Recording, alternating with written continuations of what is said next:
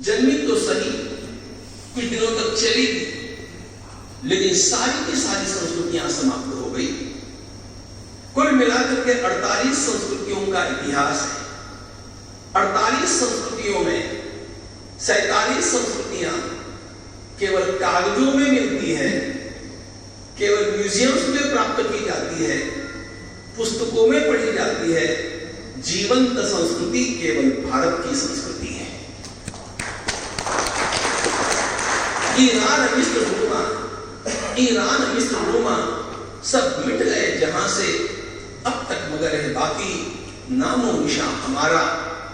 कुछ बात है कि हस्ती मिटती नहीं हमारी। इस संस्कृति को नष्ट करने के लिए, इस राष्ट्र को समाप्त करने के लिए न जाने कितनी कितनी शक्तियां कहां कहां से, जैसे गृध्र आक्रमण करते हैं वैसे आक्रमण करके टूट पड़े। इन सारी शक्तियों के, सभी प्रकार के हथकंडों के बावजूद भी आज भी हम जीवित हैं। और अब तो यह कहना चाहिए कि केवल जीवित नहीं है, हम सबसे आगे बढ़ रहे हैं। ये इस धरती का पुण्य है, इस धरती का पुण्य है। कुछ बात है कि हस्ती मिट्टी नहीं हमारी, ये जो बात है ना, इसमें जो अनेक बातें हैं, उन अनेक बातों में एक महत्वपूर्ण बात यह है कि हमारे ऋषियों ने हमारे सामने हमारा समग्र जीवन रखा, समग्र जीवन रखा। अभी आप सुन रहे थे इंटेलेक्चुअल क्वेश्चन की बात, इमोशनल क्वेश्चन की बात, ये IQ है, EQ है, उसके आगे जाकर के सोशल क्वेश्चन, स्पिरिचुअल, ये सारे पहलू एक संस्कृति में अपने में लेकर के मनुष्य का विकास कैसे साधा, इसका सबसे बड़ा उदाहरण भारतवर्ष है। लोगों ने मनुष्य का चिंतन टुकड़े टुकड़े में बांट करके किया, लेकिन हमारे ऋषियों ने हम लोगों को वो दृष्टि दी कि मनुष्य का चिंतन, सही चिंतन टुकड़े टुकड़े में बांट करके नहीं होता है, वो तो समग्रता में होता है। और इस समग्र दृष्टि के कारण हमारे ऋषियों ने हमारे सामने 4 पुरुषार्थ रखे। 4: धर्म, अर्थ, काम और मोक्ष। अब इन चारों पुरुषार्थों का विस्तार से वर्णन मैं नहीं करूंगा, क्योंकि वो मुख्य विषय नहीं है, लेकिन इतना जरूर बता दूंगा कि चारों पुरुषार्थों में संपूर्ण मानव जीवन समग्रता से एकीकृत हो जाता है। मनुष्य के जीवन का कोई पहलू जिसमें अनदेखा नहीं रह जाता है। मनुष्य है तो मनुष्य को इच्छाएं हैं, इच्छाएं रखना गलत नहीं है। उल्टे हमारे शास्त्रकारों ने कहा, अरे आपको तो इच्छाएं होनी चाहिए, अधिक से अधिक बड़ी इच्छाएं होनी चाहिए, बड़े से बड़ा बनने की आपकी आकांक्षा होनी चाहिए। उत्थातव्यम, जागृतव्यम, योक्तव्यम, भूतिकर्मसु। मुझे उठना चाहिए, जगना चाहिए, और कितना अधिक से अधिक मैं अचीव कर सकता हूं, उसके लिए मुझे प्रयास करना चाहिए। बस हो गया। ये वृत्ति बाद में आनी ठीक है, 65 के, 70 के, 75 के हो गए, उसके बाद ये सोचना, तब तक ये सोचने की इजाजत हमारा धर्म आपको देता नहीं है। I must keep advance, I must keep rising। और ये राइज लानी है जीवन में, तो बिना इच्छाओं के होता नहीं, बिना इंसेंटिव के होता नहीं। मेरे मन में इच्छा होनी चाहिए कि मुझे संपन्न बनना है, मेरा बढ़िया से बढ़िया बंगला होना चाहिए, मेरा बहुत बड़ा कारोबार होना चाहिए, मैं खूब कमाऊं। कितना कमाऊं? शतहस्तम समागिरत। वेद कहते हैं 2 हाथों से मत कमाओ, 100 हाथों से कमाओ, 1000 हाथों से कमाओ, क्योंकि राष्ट्र संपन्न होगा तभी जाकर के राष्ट्र की उन्नति होगी। इसलिए हमारे पूर्वजों ने काम को पुरुषार्थ कहा। इच्छा रखना ये आपके लिए आवश्यक बात नहीं, कामना होनी चाहिए। कामनाओं को पूर्ण करने के लिए कमाना चाहिए, तो कमाना भी चाहिए। और कितना कमाना चाहिए? जितना कमा सकते उतना कमाना चाहिए। आपके पास विधाता ने जो शक्ति दी है उस पूरी शक्ति का उपयोग करते हुए कमाना चाहिए। यह हमें हमारे धर्मशास्त्र ने कहा। अन्नम बहुकुर्वीत, खेती कितनी करेंगे? अरे खूब करो। अच्छा, धन कितना कमाएंगे? तो कहा लक्ष्मी की आराधना करो। हिरण्यवर्णाम धरणी स्वर्ण चंद्राम हिरण्मयी लक्ष्मी जातवेदो महाव। सर्वत्र मुझे केवल हरा भरा दिखे, इतना मैं कमाऊं। ये अर्थ का पुरुषार्थ वर्णन किया गया। अभी एक बात आपने सुनी कि इस देश में कोई निरक्षर नहीं था। एक बात ध्यान रखना, इस देश में कोई गरीब भी नहीं था, इस देश में कोई भिखारी नहीं था। आज समय उतना मेरे पास नहीं है, लेकिन जस्ट रीड और look, I am telling you the name, the beautiful tree. The beautiful tree ये पुस्तक एक गांधीवादी विचारक धर्मपाल जी के द्वारा लिखी गई और ईस्वी सन 1818 के पूर्व का भारत, अंग्रेजों का आक्रमण होने के पूर्व का भारत कैसा था, यह अंग्रेजों के गैजेट के आधार से उन्होंने बताया। आश्चर्य की बात यह है कि उन्होंने लिखा है कि इस देश का आदमी झूठ बोलना जानता नहीं है, यहां कोई गरीब नहीं है। लिटरेसी कितनी है? You can't believe, 100% literacy. इस देश में अनपढ़ आदमी था ही नहीं। ये सारा डिस्ट्रॉय किया गया, योजनाबद्ध तरीके से किया गया। ये राष्ट्र संपन्न था, यूं ही नहीं सारे संसार की नजरें इस देश की ओर लगी थी और ये संसार सोने की चिड़िया कहलाता था। हमारे एक महात्मा ने बड़े अच्छे ढंग से कहा, सोने की चिड़िया कहलाता था इसलिए ये सारे गीदड़ उस चिड़िया को नोचने के लिए आ गए। अब हमारा देश सोने की चिड़िया नहीं बनेगा, सोने का शेर बनकर के खड़ा होगा और ऐसा एक शेर ही देश में खड़ा करेगा। तो फिर कोई नोचने की हिम्मत नहीं करेगा। यहां आएंगे लोग, उनका स्वागत भी होगा, उनको खूब यहां से मिलेगा भी, लेकिन वो हमारी उदारता से मिलेगा, हमारी कमजोरी से नहीं लुटा जाएगा। इस प्रकार का ये राष्ट्र संपन्न था। और ये सारा मैं जो बोल रहा हूं, सारा प्रमाणों के साथ बोल रहा हूं।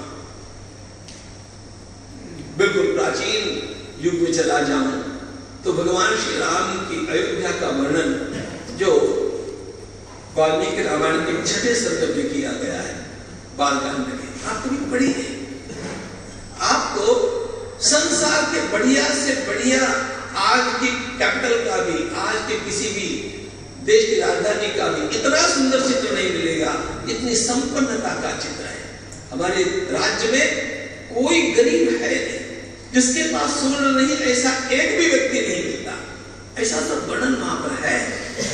मुझे बतलाना यह था कि इस देश के प्राचीन ऋषियों ने धर्म, अर्थ, काम, मोक्ष, इन चारों पुरुषार्थों का विचार किया, उसमें अर्थ का भी विचार किया। और इस अर्थ को प्राप्त करने के लिए क्या क्या किया जाना चाहिए, कैसे अर्थ की वृद्धि हो सकती है, आपने पढ़ा हो नहीं हो, लेकिन चाणक्य के अर्थशास्त्र का नाम तो आपने सुना ही होगा। इतना बढ़िया अर्थशास्त्र कहीं पर आपको मिलेगा नहीं। उसका भी मूल स्रोत महाभारत है।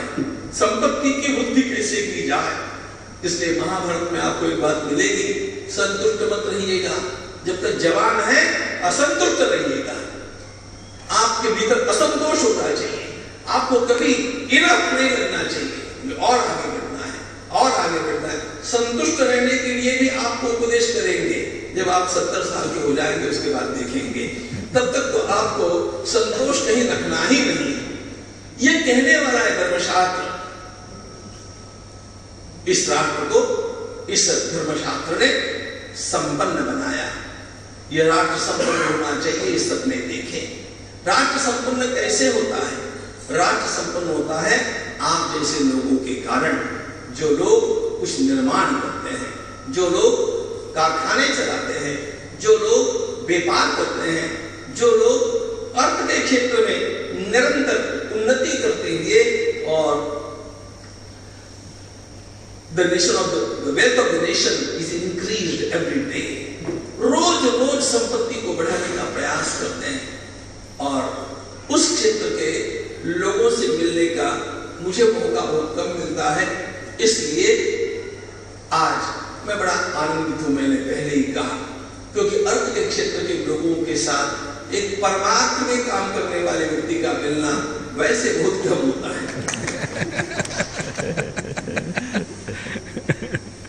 एक बात आपको बताऊंगा, कैसे इस अर्थ को कमाने में सफल हुआ जाता है, यह आज का मेरा विषय नहीं। क्यों? अच्छा, उस पर एक बात ये भी है कि कैसे कमाया जाए, ये बात मैं आपसे कहूं, इससे ज्यादा अच्छा तो ये होगा कि मैं आपसे सीखूं, क्योंकि आप इसके मास्टर्स हैं, आप कमाते हैं, आपने खुद कमाया है और कमा रहे हैं। और भगवान से प्रार्थना करूंगा कि आप जितना कमाते हैं उससे भी अनेक गुना अधिक कमाते रहिएगा, आपकी कमाई बढ़नी चाहिए। अब विचार आज जो करना है वो इस बात का है कि इतना कमाने से मनुष्य का जीवन सफल तो होता है, सफल जीवन ही सब कुछ नहीं, जीवन सार्थक होना चाहिए। अर्थ की वृत्ति से मैंने कमा लिया, मैं किसी के साथ अपने मन में कंपटीशन करता हूं कि उसने इतना किया है तो मुझे इतना करना चाहिए, उसने इतना किया तो मुझे और आगे जाना चाहिए, ऐसी स्पर्धा होनी चाहिए। यदि स्पर्धा से मनुष्य का विकास होता है तो उसके लिए आप अनेक तरीके अपनाते हैं, उन तरीकों का उपयोग करते हैं, बहुत बार वे सफल ही होते हैं और आप कमा लेते हैं। आपका अभिनंदन। प्रश्न मेरा यह है कि हमारी ये कमाई केवल हमें सफल न बनावे, हमारे जीवन को सार्थक बनावे, हमारे जीवन को सार्थक बनावे। Not just a successful life, but ours must be a significant life. कैसा होगा वह सार्थक? वो सार्थक हुआ कि नहीं, इसकी एक सिंपल कसौटी है। जीवन के अंत में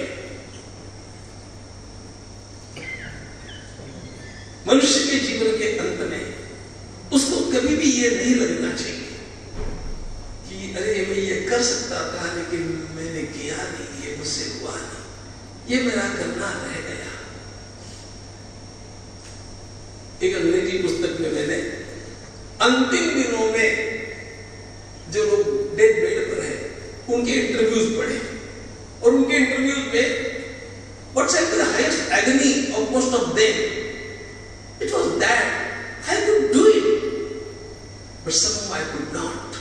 I could do it but somehow I could not do it. मैं कर सकता था फिर भी मैं कर नहीं पाया। यह जो वेदना है ना, इस वेदना को लेकर के चले जाना, यह मनुष्य के जीवन का सबसे बड़ा पराभव होता है। उसके भीतर क्षमता थी लेकिन उस क्षमता का उसने उपयोग नहीं किया, उस क्षमता का उसने इस प्रकार से अपने जीवन में उतारने का प्रयास नहीं किया और उसके जाने का समय आ गया। हम लोगों को पारिवारिक दृष्टि से ऐसी क्या क्या बातें कर लेनी चाहिए, व्यक्तिगत रूप से क्या क्या बातें कर लेनी चाहिए, ये विषय आज का नहीं, लेकिन राष्ट्र के लिए हमें क्या करना चाहिए, ये विषय सोचने का विषय। और जब राष्ट्र की बात चली तो राष्ट्र क्या है इसको भी समझना चाहिए। मुझे सब शब्द दिए गए राष्ट्र और समाज। एक राष्ट्र इस शब्द में तीन बातें आती हैं, तीन बातों को मिलाकर के राष्ट्र बनता है। किसी भी राष्ट्र को पहली बात आवश्यक होती है भूमि, दूसरी बात आवश्यक होती है समाज और तीसरी बात आवश्यक होती है ट्रेडिशन, परंपरा। इन तीनों को जब मिलाते हैं तब राष्ट्र बनता है। भूमि से केवल देश बन गया, लेकिन वो राष्ट्र नहीं होता है। वो केवल देश हो गया, उसकी सीमाएं हैं। कुछ वर्षों पहले अफ्रीका देश तो था, लेकिन राष्ट्र नहीं था, क्योंकि भूमि तो वहां पर थी, समाज भी वहां पर था, लेकिन उस समाज की एक इंटीग्रिटी की ट्रेडिशन वहां पर नहीं थी। इजराइल कुछ वर्षों पहले समाज था, ट्रेडिशन थी, लेकिन भूमि उनके हाथ में नहीं थी, इसलिए वो राष्ट्र नहीं था। राष्ट्र के लिए तीन बातें आवश्यक होती है। भूमि होनी चाहिए, समाज होना चाहिए, और वो समाज भी जिसको एक लंबी दीर्घ परंपरा है ऐसा होना चाहिए, तब जाकर के वो राष्ट्र बनता है। राष्ट्र शब्द मूल वेदों से आता है, ध्यान रखना। उसके तीन इंग्रेडिएंट्स हैं। तो जब हम लोगों को हमने जो कुछ कमाया है, इसका सही विनियोग हमारे जीवन के अंत में हमें संतोष हो, ऐसे कैसे किया जा सकता है, इस दृष्टि से जब विचार करते हैं, तब हम लोगों के सामने अनेक बातें आती हैं। उन प्रत्यक्ष बातों की ओर चलने से पहले मैं भगवान श्री कृष्ण के द्वारा कहे गए एक सिद्धांत को आपके सामने रखना चाहता हूं। आप लोगों ने अपनी आय बढ़ाने के ग्रंथ तो पढ़े होंगे, पढ़े लिखे लोग हैं, और किस प्रकार आय निरंतर बढ़ती जाए इसके तरीके आप जानते हैं। व्यय कैसे करना चाहिए इसके बारे में कोई पुस्तक आपकी जानकारी में हो तो मुझे पता नहीं। How to spend money significantly, not just wasting. और जब इस दृष्टि से मैं श्रीमद् भागवत के एक श्लोक की ओर आता हूं तो मुझे आश्चर्य होता है कि कैसे भगवान श्री कृष्ण ने हम लोगों को हमारे पास जो धन परमात्मा ने दिया और हमने अपने पुरुषार्थ से प्राप्त किया, उसका व्यय कैसे करना चाहिए इसके बारे में भगवान श्री कृष्ण के द्वारा किया गया मार्गदर्शन आज भी मेरी दृष्टि में सर्वोत्तम है। वैसे भी मैं इस दृष्टि से पढ़ता आया हूं। मैं जब विदेश जाने लगा 21 वर्ष पहले, तो वहां पर जाकर के मैं वहां पर भी अध्ययन नहीं कर रहा हूं, वो मेरी रुचि है, और वहां पर अध्ययन की व्यवस्थाएं अच्छी होती है, क्योंकि वहां का हर book stall is no less than any library. वहां पर जाते हैं, बैठ जाते हैं, दिन भर पढ़ो, पुस्तकें कहीं पर बिगाड़ दो और पढ़ करके चले आओ। कोई आपसे ये नहीं पूछेगा कि आपने कितना खरीद लिया है या नहीं खरीदा है, जस्ट रीड एंड गो। इतनी अच्छी सुविधा वहां पर मिलती है। तो मैं जब गया और मैं अंग्रेजी का साहित्य वहां पर पढ़ने लगा, तो मेरे ध्यान में आया कि ये सब जो मैं पढ़ रहा हूं, it's not new to me, the language is new, I am reading in the English language, but the thoughts are not new. मैंने देखा कि 4 क्षेत्रों में सबसे अधिक लिखा जा रहा है इस समय में। पहला क्षेत्र है मैनेजमेंट, दूसरा क्षेत्र है लीडरशिप, तीसरा क्षेत्र है रिलेशनशिप, और चौथा क्षेत्र है सेल्फ हेल्प। मैनेजमेंट के बारे में, सेल्फ हेल्प के बारे में, लीडरशिप के बारे में और रिलेशनशिप के बारे में हजारों पुस्तकें लिखी जा रही हैं। इन पुस्तकों में जब अनेक पुस्तकों को मैंने टटोला तो मेरे ध्यान में एक बात आई, बड़ी महत्वपूर्ण बात जो आपके लिए बताना चाहता हूं। वो ये थी कि ये सारी पुस्तकें पढ़ने पर भी एक बात ध्यान में आती है। मैनेजमेंट की सारी पुस्तकें पीटर ड्रकर से लेकर के स्टीफन कोवी तक मैं देख तो भी गया हूं, लेकिन मैं आपको बताता हूं, जितना अच्छा मैनेजमेंट आपको महाभारत में मिलेगा, उतना अच्छा मैनेजमेंट लिखने वाला आज तो कोई भी नहीं हुआ है, कोई भी नहीं हुआ है। इन सबको देख करके बता रहा हूं। जितना अच्छा सेल्फ हेल्प के बारे में योग वासिष्ठकार बतलाते हैं, उतना अच्छा आपको और कहीं नहीं मिलेगा। जितना अच्छा लीडरशिप के बारे में आर्य चाणक्य और समर्थ रामदास स्वामी लिखते हैं, उतनी अच्छी पुस्तक मुझे दिखी नहीं।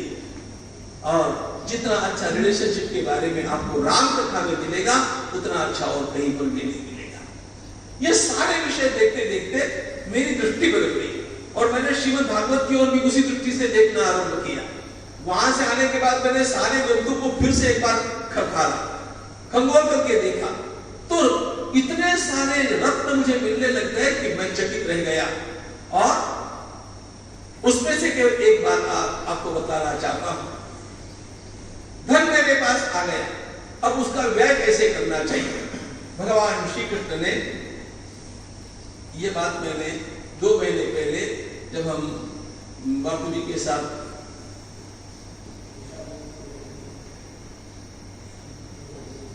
बिरला बाबू जी से मिलने के लिए गए थे, वसंत बाबू से, तो वहां पर कुमार मंगलम भी आ गए थे।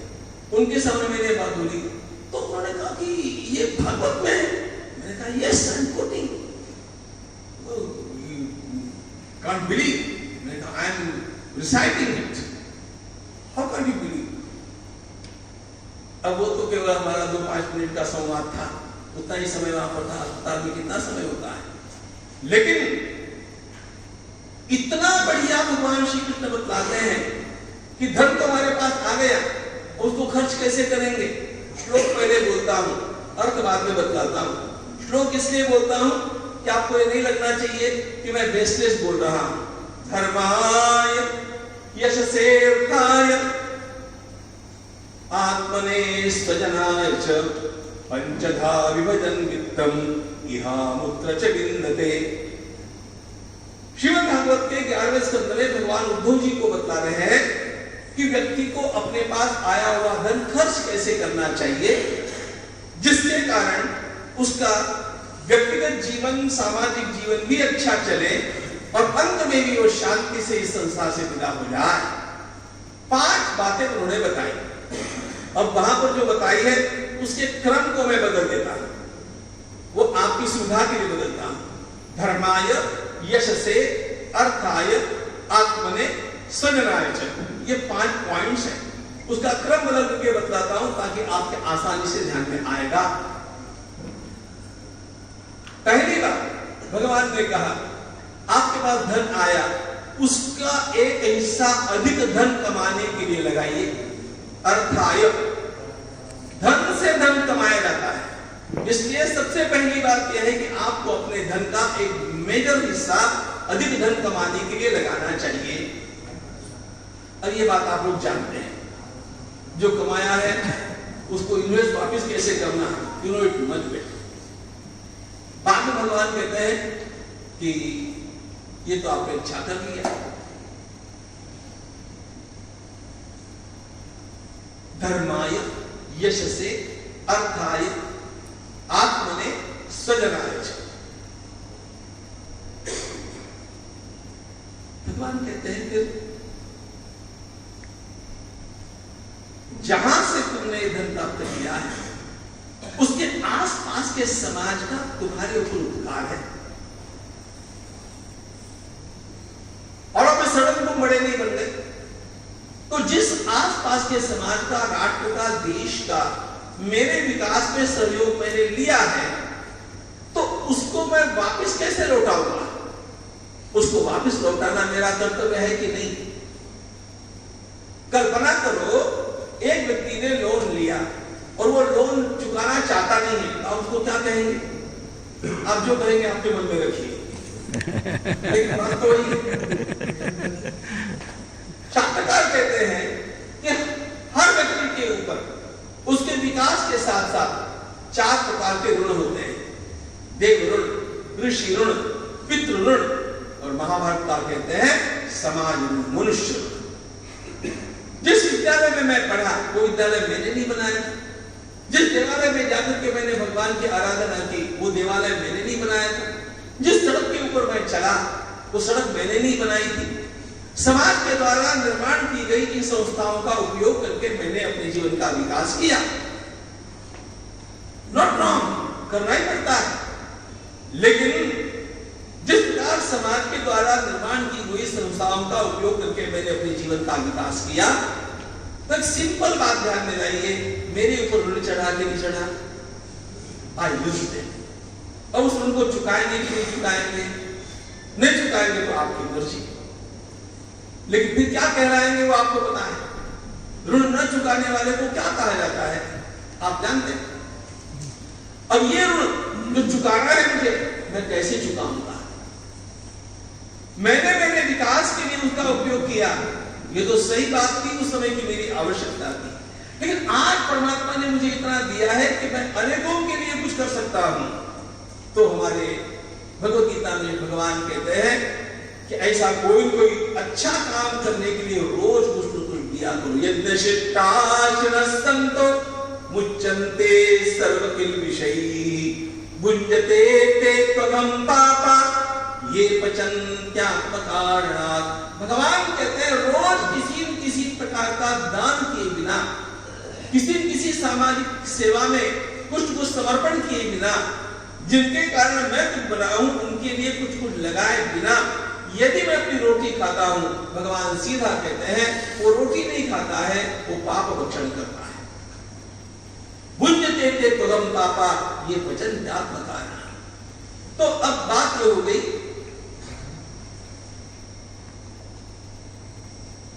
कहां कहां मुझे व्यय करना है। भगवान कहते हैं तुमने धन बढ़ाने के लिए धन लगाया, ये पहली बात हो गई, फर्स्ट कैटेगरी।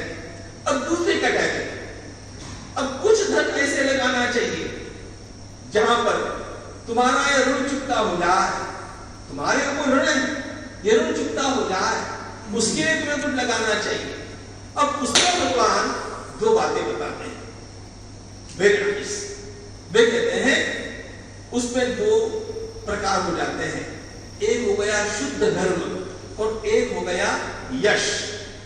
कुछ धन ऐसा लगाओ जिससे आपके पूर्वजों का नाम बड़ा होगा, जिससे आपने कोई मंदिर बनाया, आपने कोई धर्मशाला बनाई, वहां पर अपने दादाजी का नाम दिया, आपने कोई बहुत अच्छा ग्रंथालय निर्माण कर दिया, वहां पर आपने दादाजी का, पिताजी का, माताजी का, किसी का नाम दिया, ये यश हो गया। यश कहते कीर्ति को। कुछ धन ऐसे लगाना ही चाहिए जिससे हमारे पूर्वजों की कीर्ति बढ़े, जिससे अपनी भी कीर्ति बढ़े। मनुष्य जीवन में आया है तो मनुष्य शरीर से तो अमर हो नहीं सकता, पक्की बात, वो कितना भी कुछ भी कर ले। The body is to go, the machine is to stop someday. हमारा सबका अंतिम डेस्टिनेशन एक ही है, श्मशान, और अंतिम फल रेवलेंट क्या है, मुट्ठी भर राख। That is life. अभी उन्होंने कहा ना अपनी पहचान कराना, ये अपनी लास्ट पहचान सबकी यही है।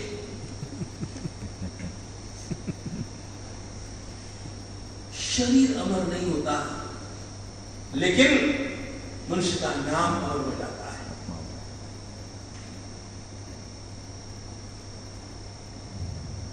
मुझे याद नहीं आ रहा है, राणा प्रताप के घोड़े का नाम क्या था? 400 साल के बाद भी आपको चेतक का नाम याद है, 40 साल के बाद आपका नाम याद रहेगा, ऐसी कोई व्यवस्था आपको करनी चाहिए।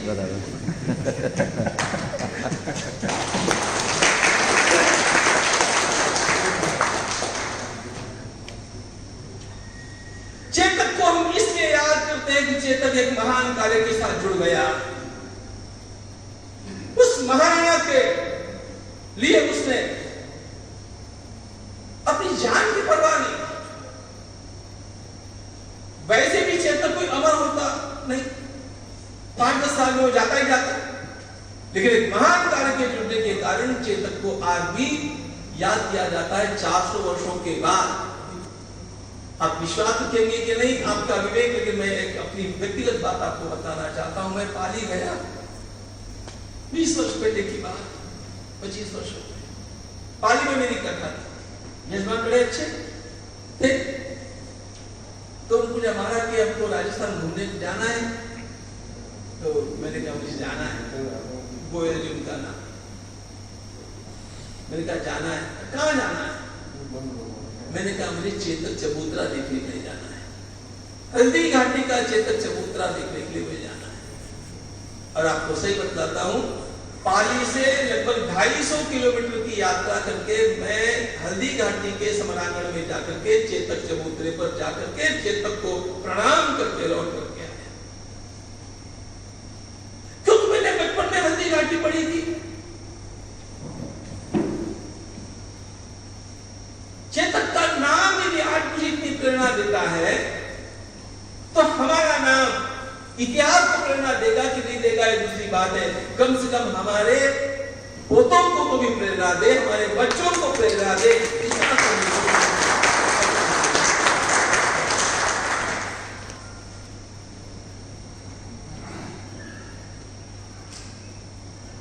आज ये छोटा बालक किसी बड़ी धर्मशाला के पास जाकर के अपने दादाजी का नाम पढ़ता है ना, उस बालक को यह कहना नहीं पड़ता है कि मुझे अपने जीवन में कुछ महान काम करना है। वो केवल दादाजी का नाम पढ़कर भी समझ जाता है कि उन्होंने उस समय इतना किया और मुझे उनसे भी कुछ ज्यादा करके दिखाना चाहिए। यह कीर्ति,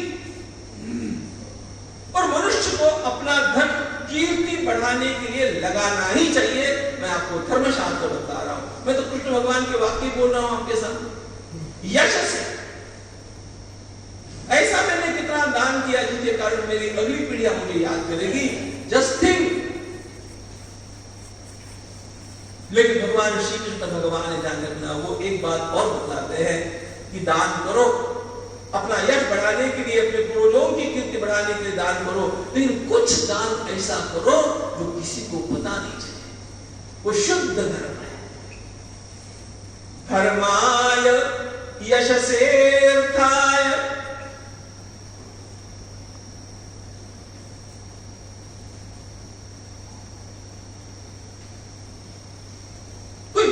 आपके पास आ गया, अस्पताल में उसके घर का कोई है। अच्छा, ऐसी बात होती है कि कुछ लोगों को याचना करने में भी बड़ी शर्म आती है, उनका नाम भी ऐसा होता है, लेकिन आज उसकी आवश्यकता है। किसी को कुछ मत बताओ, किसी को कुछ मत बताओ, उसको दे दो और भूल जाओ। जो आपने इस प्रकार से दे करके भुला दिया, वो भगवान के घर पर लिखा गया स्वर्ण के अक्षर में कि ये इसका शुद्ध दान, ये धर्म का। कुछ धन ऐसे ही लगा जिनको आवश्यकता है, जो दुखी है, जहां आवश्यकता, भूखा है, किसी भूखे के लिए आपने कुछ दिया, उसका ढिंडोरा नहीं पीटना, उसको भी कहना कि कभी मुझे याद मत दिलाना। मैं आपको ये सच्ची बात बता रहा हूं, अभी की बापूजी को पता है। हमारे महर्षि वेदव्यास प्रतिष्ठान के कार्य के लिए मुंबई की एक महिला ने पहले 1 करोड़ रुपया भेज दिया था। उसका मेरा परिचय भी नहीं था, उसे टीवी पर मेरी बातों को सुना, फिर साउथ इंडिया 1 करोड़ पहले भेज दिया, अभी परसों भेजा। तो हमारे कार्यकर्ताओं को लगा कि उसको जाकर के मिलना चाहिए, थैंक्स कहना चाहिए। तो हमारे सुमन जी ने उसको फोन किया, उसने कहा प्लीज टेल स्वामी जी से nobody to me, I don't require any recognition, मुझे थैंक्स नहीं चाहिए, रिकॉग्निशन नहीं चाहिए। उसका जो अंतिम वाक्य था मुझे छू गया। उसने कहा केवल कृष्ण भगवान के चरणों में वो पहुंच गया, इतना समाधान मुझे चाहिए और मुझे कुछ।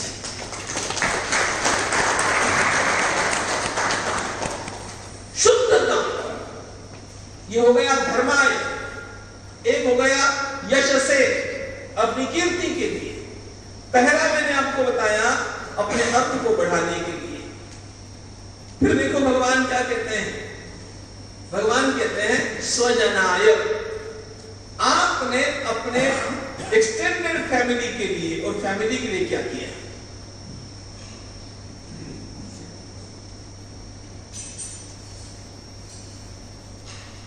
आपका परिवार बहुत अच्छा है, लेकिन जहां पर आपकी बहन ली गई वो परिवार बाद में दुबला हो गया। मेरा भी कर्तव्य उसके लिए बनता है कि वो स्वजन है मेरी। जितने जितने स्व के दायरे में आते हैं, जिनको जिनको मैंने अपना माना है, वो ब्लड से होंगे या प्रेम से होंगे या किसी भी संबंध से होंगे, जो स्व के दायरे में आ गए, उन जो मेरे साथ जुड़ा हुआ है उसके यहाँ कहीं आवश्यकता है तो मुझे उसके लिए कुछ करना चाहिए। भगवान कहते हैं उनको भूलो मत। स्वजना,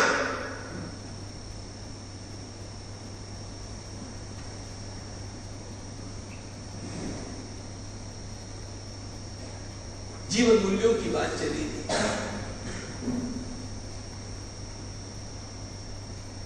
मुझे कोई याद आ गई इसकी बात बताता। लगभग 20-22 वर्ष पहले मैंने ये घटना कल्याण में पढ़ी। घटना रुड़की की है।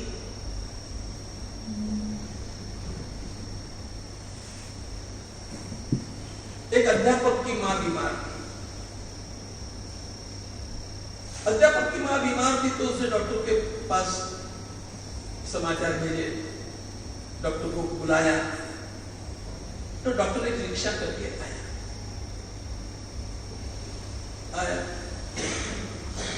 डॉक्टर आए, मां चली गई। मां चली गई। वो एक अध्यापक था तो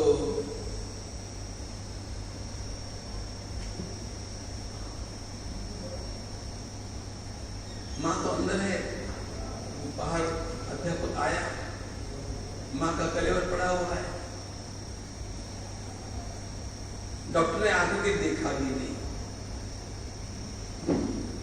क्यों डिक्लेयर किया। तो इस अध्यापक ने 100 रुपए निकाल करके डॉक्टर को दिए। डॉक्टर का मेरी फीस होती है 200 रुपए। उसे कहा डॉक्टर मैं बाद में नहीं, मेरी फीस तो भी चाहिए। जैसे जैसे जबकि उसने और 100 रुपए अंदर से लाए, मां का प्रेत अंदर पड़ा है, 200 रुपए लाए, डॉक्टर को दिए। 50 रुपए उसने उस रिक्शा वाले को देना चाहे, रिक्शा वाले के सामने उसने किया। डॉक्टर रिक्शा में बैठ गए। उसने कहा भैया डॉक्टर को छोड़ देना, ये तुम्हारे। उसने कहा मुझे नहीं चाहिए। अरे तुम्हारे पैसे तुम लेकर के आए हो, तुम ले जाओ। रिक्शा वाले ने एक वाक्य कहा, मैं डॉक्टर नहीं हूं, मैं आदमी हूं।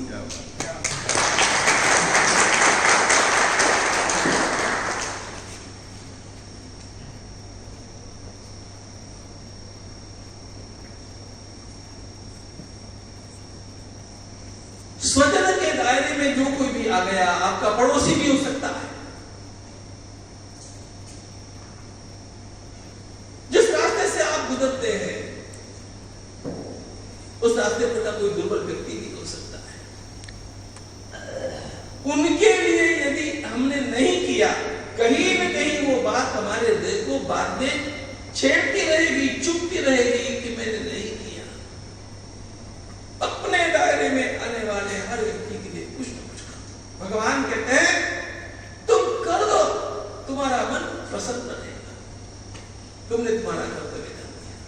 और उसके बाद भगवान कहते हैं आत्मा ने अपने लिए खर्चा करो यार, थोड़ा एंजॉय भी करो। भगवान एंजॉय करने के अवेश नहीं है, लेकिन ये सारे गुण चुकने चाहिए कि नहीं बोलो। धर्माय यशसेर्थाय आत्मने स्वजनाय च पंचधा विभजन। Distributing your wealth in these 5 ways will give you perpetual peace. That is the translation of the line. पंचधा विभजन वित्तम यह मुझसे विन्दते। जो मैंने कमाया उसका वितरण यदि मैं इन 5 भागों में कर देता हूं तो अपने आप मुझे जीवन में सफलता भी मिलती है और शांति भी मिलती है।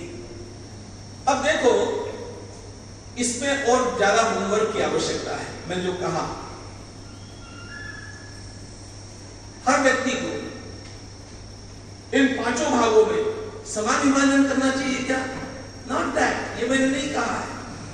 पंचधा, अब क्या होगा, मैं उसका गणित जब करता हूं तो जब वो 20s में है तो उसको सबसे पहले लार्जर शेयर केवल पैसे से पैसा बढ़ाने में लगाना चाहिए। लार्ज शेयर उसी में लगेगा, क्योंकि उसको भी बहुत डेवलप करना है। अभी उसको ज्यादा चैरिटी की बात नहीं करनी चाहिए, अभी उसको ज्यादा अपने लोगों की ओर ध्यान देने की भी आवश्यकता नहीं है, अपने ऊपर भी ज्यादा खर्चा करने की आवश्यकता नहीं है। अरे मारवाड़ी लोग तो पुराने जमाने में यहाँ तक कि घुटने तक की धोती पहनते थे, सादी रोटी खाते थे, मौज से ज्यादा खर्चा नहीं करते थे। वो खर्चा करते थे, बाद में करते थे, फिर धर्मशाला बनाते थे, लेकिन पहला उनका जो जीवन था वो सादगीपूर्ण था। अपने लिए भी नहीं, किसी के लिए भी नहीं, धन से धन बढ़ना चाहिए। अब वो बढ़ गया, आप आ गए 30s में आ गए, तो फिर धन से धन बढ़ाने में थोड़ा कम करो, उससे वो ज्यादा बढ़ाओ। 40s में आ गए, 50s में आ गए, इस प्रकार 60s के आगे आप धन से धन बढ़ाने के चक्कर में मत पड़ना। आप ये काम अपने बच्चों को सौंप देना और आप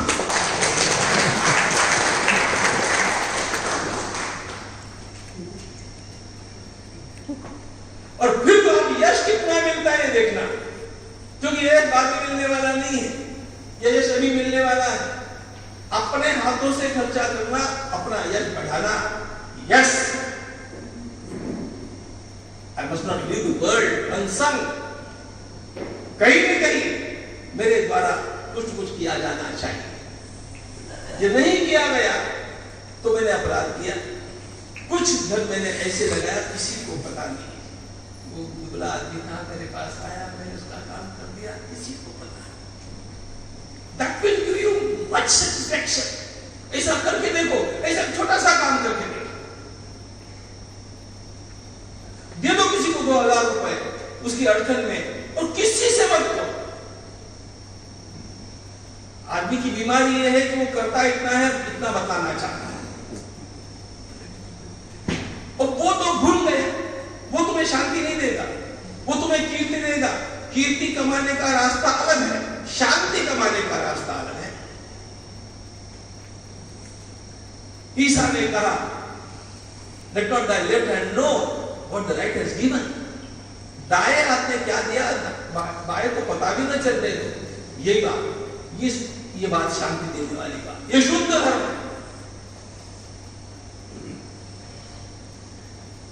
धर्माय यशसे अर्थाय आत्मने सजनाय च पंचधा विभजन नित्यम। बात इतनी समझ लीजिए कि इसका सारा रेशियो बदलता जाता है और वो आपके आयु के साथ बदलेगा। अब ये बदलने के लिए एग्जैक्ट कैलकुलेशन कैसा होना चाहिए, मैं इसके ऊपर आर्टिकल लिखूंगा तो आपको भेज दूंगा, क्योंकि मुझे बहुत लोगों ने कहा कि ये आर्टिकल का टॉपिक है। That's fine, I know it, but now अब जो भी खर्चा करना है, हम राष्ट्र की बात कर रहे हैं ना। अब देखो, मैं तो कृष्ण भगवान का भक्त हूं और उन्होंने इतना बढ़िया बता दिया है कि आपको यह व्यय भी कहां करना चाहिए राष्ट्र के लिए। भगवान कहते हैं गोवर्धन लीला में उन 4 बातें कही। और जो गोप थे उस समय के नंद बाबा और सब, वो इंद्र की पूजा करते थे। भगवान ने कहा इंद्र इधर बाजू में, प्रैक्टिकली अनुपयोगी कौन है वो। और भगवान ने वहां पर कहा कि बाबा हम लोगों को 4 बातें करनी चाहिए। और लोग इसको कथा के रूप में कह देते हैं और निकल जाते हैं। मुझे थोड़ा चिंतन करने की आदत है। भगवान ने कहा कि सबसे पहले बाबा हम लोग वैश्य हैं, हमें गो माता के लिए खर्चा करना चाहिए। तस्मात् गवाम, मैं बेस्ट नहीं बोलता, तस्मात् गवाम ब्राह्मणानाम अद्रेश्चारभ्यताम मखा य इंद्रयाग संभारा स्थैर्यं साध्यताम मखा। कितना अद्भुत मार्गदर्शन है ये। भगवान कहते हैं कि आपको सबसे पहले गो माता के लिए कुछ करना चाहिए पिताजी, सब गोपों को। अब देखो, राष्ट्र की बात है ना, यदि राष्ट्र को बचना है, यदि हमारी परंपरा को बचना है, यदि हमारी संस्कृति को बचना है, तो एग्जैक्टली इन बातों की आवश्यकता है। मैं फिर क्रम बदलता हूं, आपकी सुविधा के लिए बदलता हूं।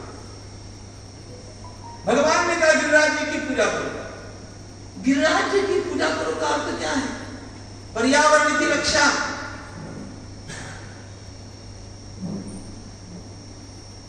हमने पर्यावरण की रक्षा के लिए क्या किया? आज की सबसे बड़ी आवश्यकता ये करना। हमने अभी भी देखा पानी समाप्त हो रहा है, पेड़ नष्ट हो रहे हैं। सक्सेसफुल बनने की दौड़ में हम लोगों ने इतने जंगल काटे और इतना अपराध कर दिया इस वसुंधरा का, इस धरती का, कि संकट खड़ा हो गया। आप लोगों ने न्यूज पढ़ी होगी, केप टाउन खाली करना पड़ रहा है, नो वाटर एट ऑल। यह पहला शहर है अफ्रीका का जहां पर डिक्लेयर किया गया कि 14 अप्रैल ये लास्ट डे है, हम उस दिन पानी प्रोवाइड करेंगे, उसके बाद स्टॉप, वी कैन नॉट। और केप टाउन से शुरुआत है। ये वातावरण हमारे यहां पर कब आएगा? बहुत दूर नहीं है जा करना। क्यों?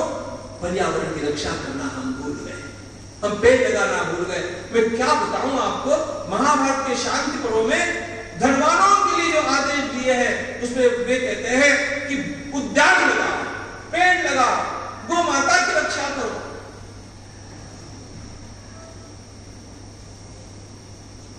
तालाब बनाओ,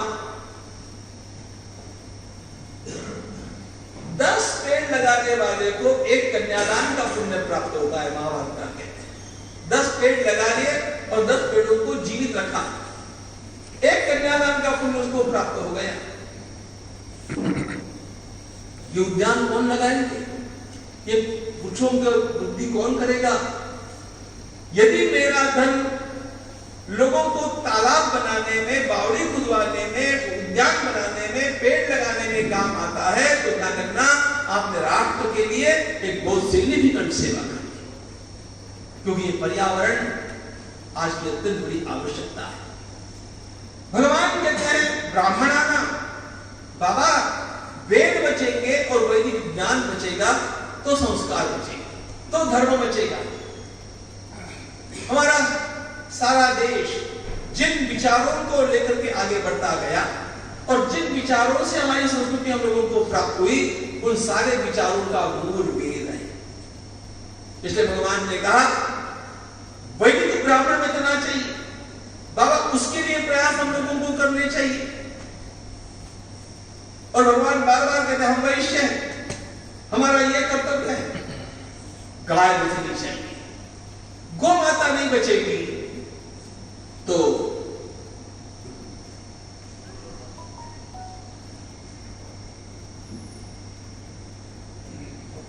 हमारे जीवन की सबसे उत्तम निधि, हमारे आरोग्य के लिए जो उपलब्ध है वही समाप्त हो जाएगी। आप ध्यान रखना, उस विषय को लेकर के बोलने का समय नहीं है, लेकिन सारे संसार में हमारी देशी गोमाता के समान, देशी गोमाता के दूध के समान दूसरा कोई भी टॉनिक उपलब्ध नहीं है। कल तेलंगाना में एक पुरस्कार दिया गया एक महिला को, उसने अपने बच्चे को दूध देने के लिए गौ माता का ऐसा पालन किया, she became a symbol,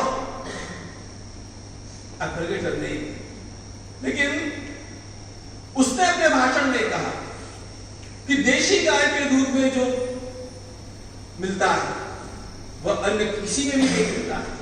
देशी गाय का दूध, देशी गाय का घी, देशी गाय का गोबर, गोमूत्र, ये सब प्रकृति के रक्षण के लिए सर्वाधिक आवश्यक है। तो गोमाता की रक्षा के लिए यदि आपने कुछ किया है तो आपने राष्ट्र का एक बहुत बड़ा काम कर दिया। यदि वैदिक पंडितों को निर्माण करने के लिए आपने कुछ किया है तो आपने बहुत बड़ा काम कर दिया। फिर भगवान कहते हैं बाबा हम गिरिराज जी को बहुत बड़ा भोग करेंगे, अन्नकूट करेंगे। तो नंद बाबा ने पूछा इतना बड़ा अन्नकूट करके क्या करेंगे? भगवान ने कहा उसकी प्रसादी। देखो भगवान,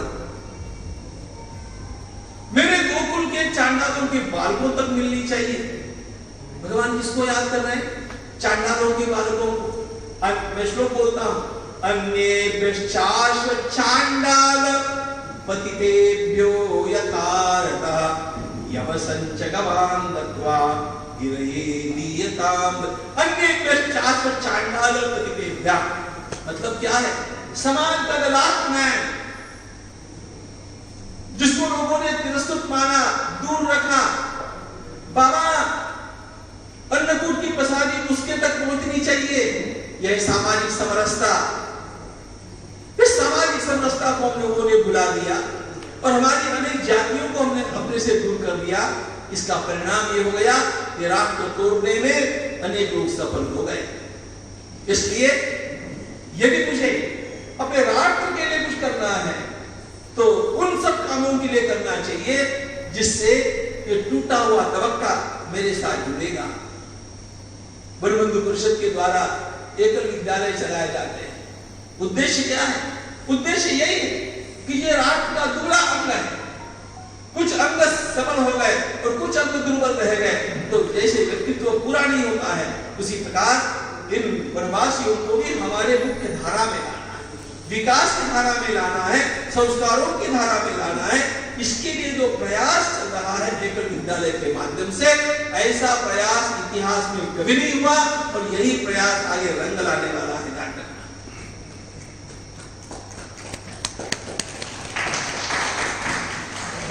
देश की करवट यूं ही नहीं बदली। देश की करवट इसलिए बदली कि ऐसे प्रयास इस देश में 20 वर्षों से चलते रहे, 50 वर्षों से चलते रहे। हमारे प्रधानमंत्री जी के एक उपक्रम में उनके पहले मुझे बोलना था और बाद में मुझे चिट्ठी आई कि जब तक वो आकर के पहुंचे नहीं तब तक आपको बोलते रहना है। तो बड़ी मुसीबत थी। Extending the discourse. उनके आते ही मैंने कहा कि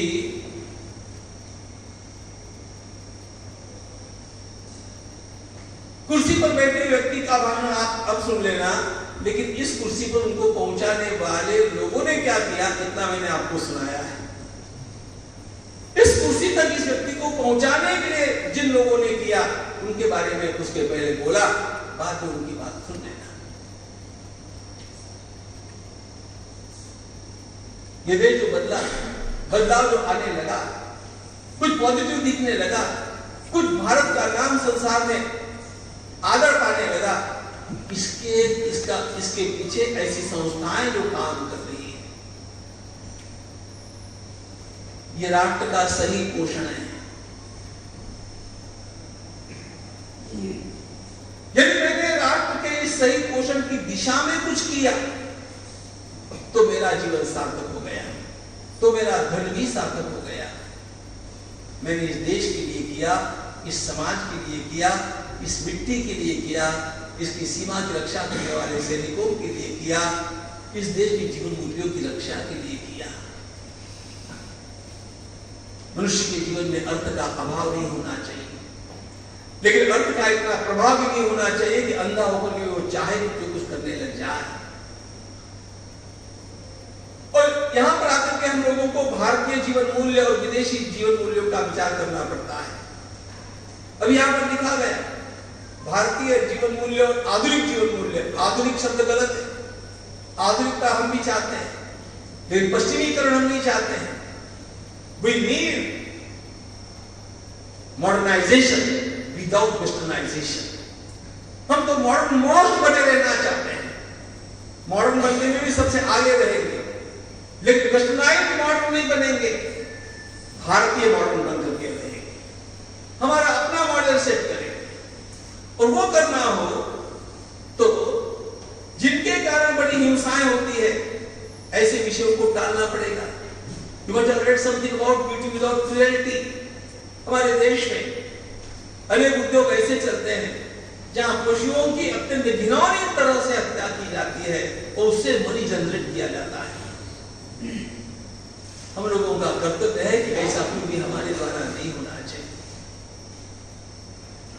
We worship beauty, but that beauty which is without cruelty।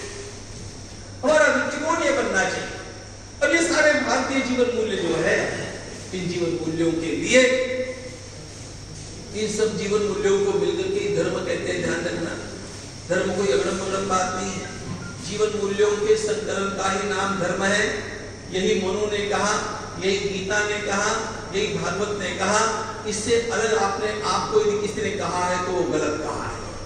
अभी सारी बातों को मैं श्लोक बोल करके प्रूव कर सकता हूं, उतना समय नहीं, लेकिन मनु ने 10 जीवन मूल्य दिए। भगवत गीता के 16वें अध्याय के आरंभ में अवयव से लेकर के 26 जीवन मूल्य दिए। श्रीमद् भागवत ने 30 जीवन मूल्य दिए। ऐसे जीवन मूल्यों को संवर्धित करने वाले किसी भी कार्य के लिए यदि मेरा धन जाता है तो वो सबसे बड़ा यज्ञ मेरे द्वारा किया जा रहा है, और उसी से मेरे जीवन की सफलता भी है और मेरे जीवन की, मेरे धन की सार्थकता भी है। सारा धन अच्छे कामों में नहीं लगता। जितना वो अच्छे कामों में लग गया उतना सार्थक हो गया, जितना अच्छे कामों में नहीं लगा वो निरर्थक चला गया। मैं मेरे धन को अच्छे कामों में लगा करके और कुछ तो भी ऐसा निर्माण करूं जिसके कारण सारा समाज हमारा भारतीय पद्धति से जीवन जीता हुआ स्वयं भी सुखमय जीवन जिए और अन्यों को भी सुखमय जीवन जीने के लिए सुविधाएं प्रदान करे। ऐसा जिसने किया उसने अपने जीवन को सार्थक किया, उसने अपने धन को भी सार्थक किया। अब ये करने के लिए कुछ कष्ट भी करना पड़ता है, कुछ सोचना पड़ता है, कहाँ अच्छी संस्थाएं हैं उनको देखना पड़ता है, उनके कार्यकलापों का ध्यान रखना पड़ता है, वास्तव में वो ठीक चल रही है कि नहीं, क्योंकि हमारे देश में फेक एनजीओ भी बहुत है। आपका सारा धन ये फेक एनजीओ चूसती रही। इस सरकार ने जो अच्छे काम किए उन कामों में सबसे बढ़िया काम यह है ऐसी फेक झूठी एनजीओ को यहाँ से पार कर दिया। ये बहुत आवश्यक था, क्योंकि इस देश का धन चूस करके उसको अन्य कामों में लगाना, यही काम उनके द्वारा किया जा रहा था। तो इसलिए आपको थोड़ा अध्ययन भी करना पड़ेगा, कहीं से पूछना पड़ेगा, लेकिन पूछिए, थोड़ा सा कष्ट भी झेलिए। कष्ट सहकर भी स्वयं, कष्ट सहकर भी स्वयं इस विश्व का कल्याण कर जा।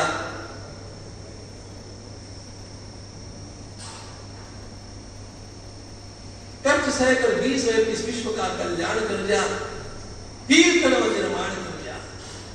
एक दिन ही जी, एक दिन ही जी, मगर इंसान बनकर जी, एक दिन ही जी, जगत की शान बनकर जी।